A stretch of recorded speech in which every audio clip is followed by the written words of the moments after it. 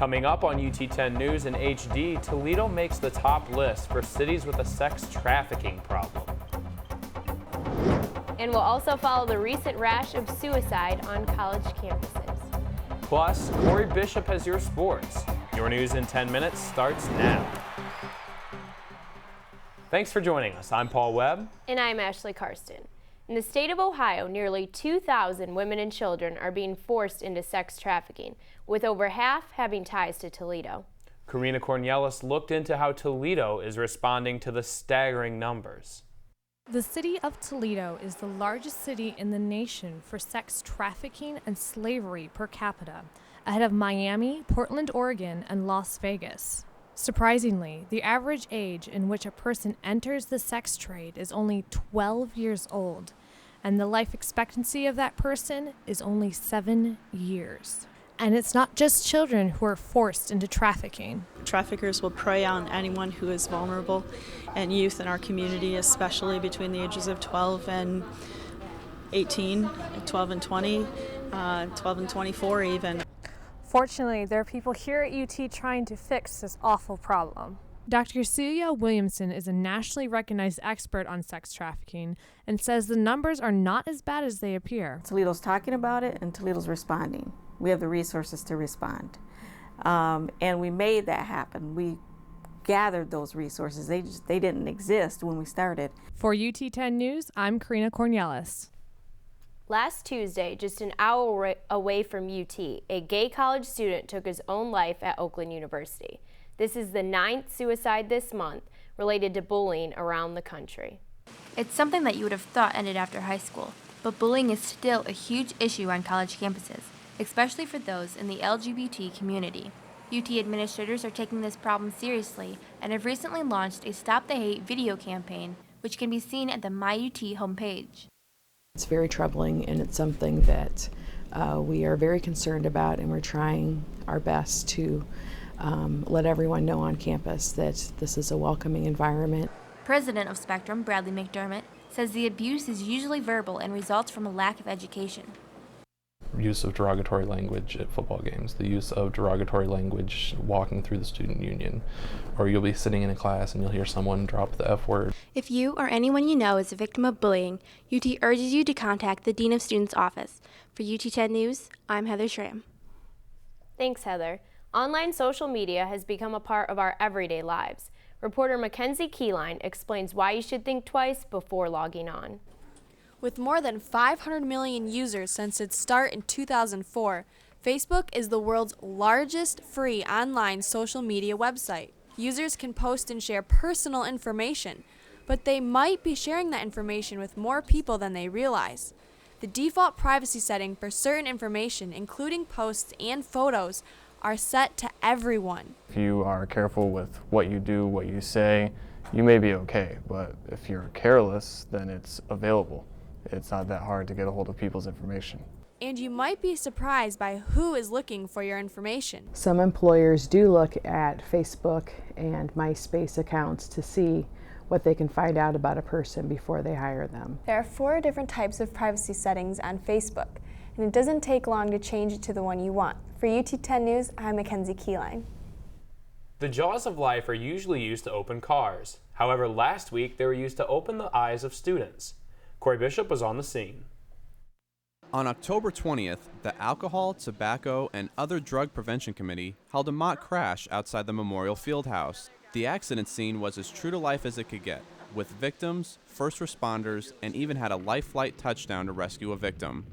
Amanda Boyd, who played the driver in the crash, talks about her reactions. It was still a little weird to have my friend sitting in the car and they look like they're hurt and they're laying there and not answering me, and so it's a little startling. Although this accident was just a demonstration, it's geared to hopefully prevent a real one like this from happening. But sometimes we get on an accident scene, people have been drinking and driving, and you have death and you have serious injury. The committee hopes that this event will have students thinking twice before driving drunk. For UT10 News, I'm Corey Bishop. A UT professor is upgrading workout technology. Professor of Orthopedic Bioengineering, Dr. Vijay Goel, has created a new machine called the Core Trainer. This machine allows athletes to strengthen their core muscles and will record their workout data. Dr. Goel explains how the core trainer can be adjusted for a specific sport. If you're playing tennis, if you're playing golf, you're going to stand in that posture and then do the exercise. This machine is expected to be in health clubs within the next month. Children with diabetes enjoyed Halloween at a local church while still monitoring their sugar levels. UT medical students in Diabetes Youth Services held the 14th annual Peds Club Halloween party at Grace Lutheran Church. This is good for the kids because they can interact with each other and then they find out that they're not alone in their diabetes. To find out more information about type 1 diabetes, visit www.dysforkids.org. Well, stick around. Corey Bishop will be back with your Rocket Sports in 30. From our gender to our religion, we've all experienced the world a little differently.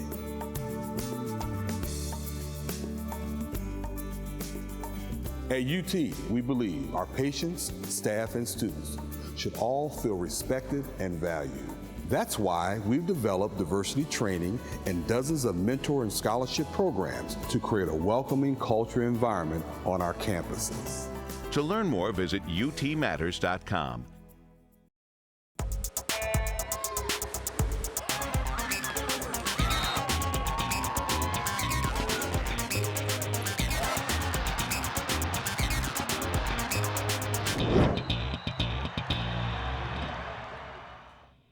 Welcome back. I'm Corey Bishop, and this is your UT10 Sports.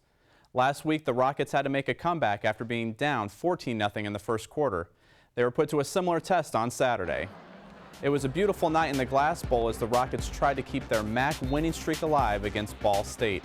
But the Cardinals wouldn't make it easy, going up 17-0 in the first quarter, including this 42-yard touchdown pass. But in typical Rocket fashion, they were a different team after the first quarter. Danton would get things going as he hooks up with Eric Page, and he'll go 46 yards, making it 17-7 as he dives into the end zone. Adonis Thomas had a career high Saturday night as he had 136 yards rushing, including this 35-yard TD, as he just gets past everybody to start the second half. After Toledo scored 31 straight points, the Cardinals tried to make a comeback, rallying late in the fourth quarter. Ball State came within a touchdown, and then they recovered an onside kick and sent a Hail Mary as time runs out. The pass would be intercepted by Desmond Morrow, ending the game as the Rockets win 31-24. Coach Beckman talked about his team's effort in the MAC. We're 4-0, and we're excited about being 4-0. We've got a lot of things we need to improve, but I can't be more proud of the seniors and this football team for fighting back. In soccer, the Rockets look to stay undefeated in the MAC, hosting Eastern Michigan in their last regular season home game. The story of the game was the domination up front as the Rockets were able to get 17 shots on goal. You got to give credit to the Eagles goalkeeper Monique Boudani, who had 6 saves, including this grab that was nearly a Brittany Hensler header for a goal. But the Eagles defense just wasn't enough. Coming off a penalty kick early in the first half, midfielder Aaron Flynn sets up forward Kristen Lynn for the only goal of the game as she pops it just over the keeper.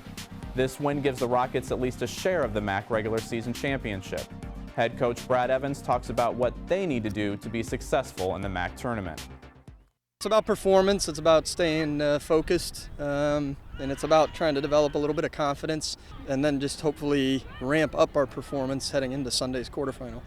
In other sports, women's tennis came to a close for the fall. Polina Guimaraes made it to day 3 of the ITA Regionals and defeated Michigan State's Marina Barrere, but was defeated in the second round against Northwestern. Well, that's still a great performance. You know, she's only a freshman, already beating Big Ten schools. Well, that's it for UT10 News. You can check out our website, ut10news.com, for our newscasts and other web-exclusive stories. And remember, you can always watch our award-winning newscasts on YouTube and Facebook. For Paul Webb, Corey Bishop, and all of our crew, I'm Ashley Karsten. Have a great week and stay tuned for more news from the UT campus.